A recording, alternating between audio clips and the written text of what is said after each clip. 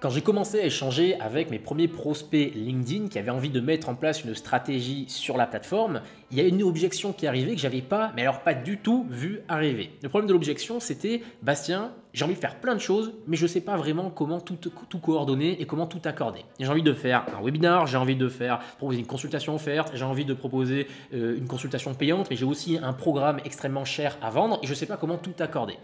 Et ça, c'est un vrai problème parce que si sur LinkedIn, vous essayez de promouvoir 15 offres, et bien malheureusement, vous n'allez pas avoir des résultats optimaux. Je vous explique pourquoi. LinkedIn est une machine et elle réfléchit avec les données qu'elle a.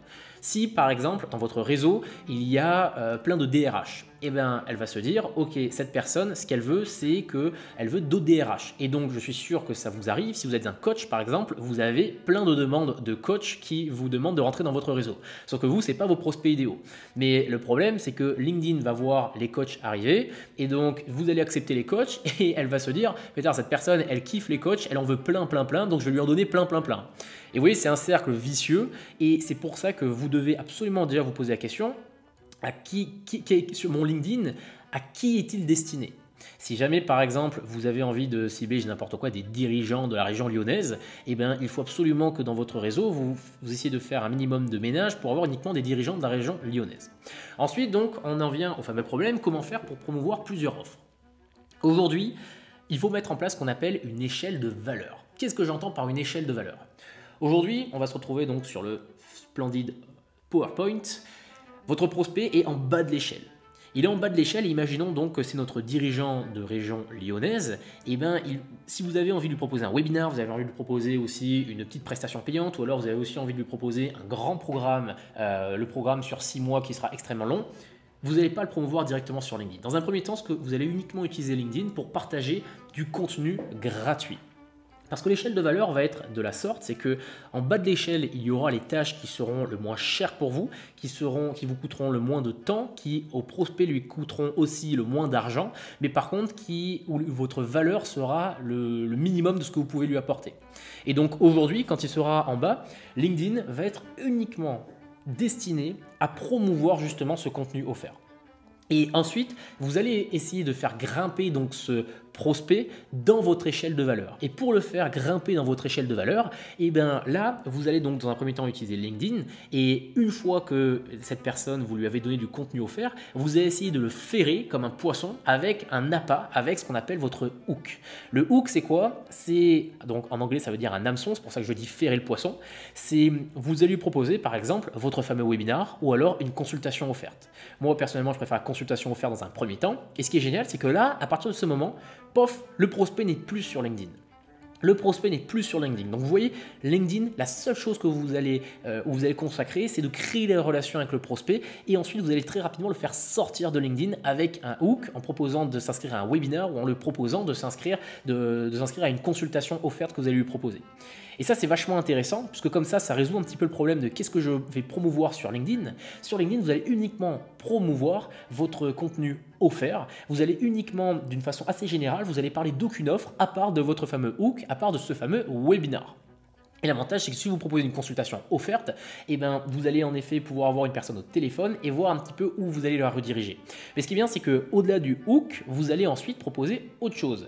Exemple, il faut que vous partiez du principe que si vous avez donc la cible dirigeant de TPE lyonnais, eh ben, ce que vous allez faire, c'est que pendant ce hook, vous allez lui proposer une première prestation payante. Mais vous n'allez pas lui proposer la prestation payante la plus chère, vous allez lui proposer par exemple un petit audit, ce qu'on appelle donc le low ticket, c'est votre plus petite offre que vous allez lui proposer. Et dans ce low ticket, vous allez lui proposer une offre par exemple la moins chère que vous pouvez lui proposer. Et l'objectif, c'est que petit à petit, vous voyez, votre prospect, vous lui avez donc proposé du contenu offert. Ensuite, vous lui proposez un hook, c'est-à-dire que c'est un contenu qui ne lui demande pas d'argent, mais par contre, en échange duquel vous allez lui demander par exemple une adresse mail. Donc, c'est quand même un peu plus cher que le contenu gratuit. Et ensuite, une fois qu'il est sur le low ticket, là par contre, pour la première fois, vous allez peut-être le faire payer. Vous allez le faire payer et encore une fois, c'est votre prestation la moins chère. Et une fois que cette personne a acheté votre low ticket, vous allez pouvoir lui faire passer à la dernière marche de l'échelle de valeur qui est le high ticket et c'est là par exemple votre programme de 6 mois où le prospect va payer cher parce que c'est le maximum de valeur que vous pouvez lui donner et c'est comme ça qu'il sera au top. Donc, je récapitule. Dans un premier temps, en fait, l'échelle de valeur, c'est plus où le prospect va grimper dans votre échelle de valeur, plus où ça va lui coûter cher, mais plus aussi où il va obtenir le maximum de valeur de votre part. Et donc vous, ce que vous devez faire, c'est vraiment penser votre stratégie comme ça. Dans un premier temps, LinkedIn va être uniquement là pour donner du contenu gratuit. Du contenu gratuit et le faire passer votre prospect à l'étape supérieure avec votre hook, où vous allez lui proposer donc votre webinar ou votre consultation offerte. Une fois que cette personne aura pris votre consultation offerte, proposez-lui par exemple votre première offre, l'offre la moins chère. Et ensuite, une fois qu'il aura pris votre offre la moins chère, il va grimper et s'il est satisfait, eh bien, il va prendre votre offre la plus chère. Pourquoi faire une échelle de valeur? C'est-à-dire que si vous allez directement sur LinkedIn et que vous proposez directement le high ticket, votre programme de 6 mois, ça va être compliqué. Ça va être compliqué parce que malheureusement, le mec ne vous connaît ni d'Adam ni d'Ève et directement vous lui demandez de payer extrêmement cher et c'est normal donc que vos chances de conversion seront moindres. Ça, sur le plan à l'inverse, c'est un petit peu ce qu'on appelle un entonnoir de vente ou un tunnel de vente. C'est petit à petit, vous allez dans le back-end, c'est-à-dire dans la partie invisible de l'iceberg, le faire grimper votre prospect pour qu'à chaque fois, il obtienne un maximum de valeur de vous et que vous le fassiez donc payer un maximum sur le long terme.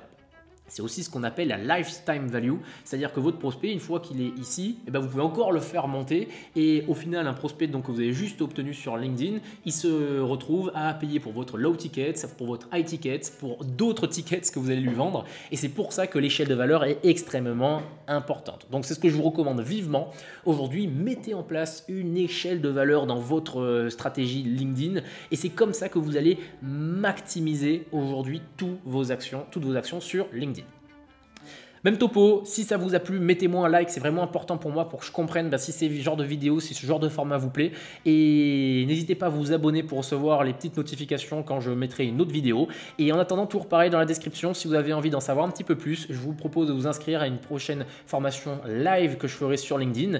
Et sur ces bonnes paroles, écoutez, je vous souhaite une très bonne journée ou une très bonne soirée selon l'heure où vous regardez cette vidéo. Et moi, je vous retrouve donc dans une prochaine petite vidéo. Allez, ciao!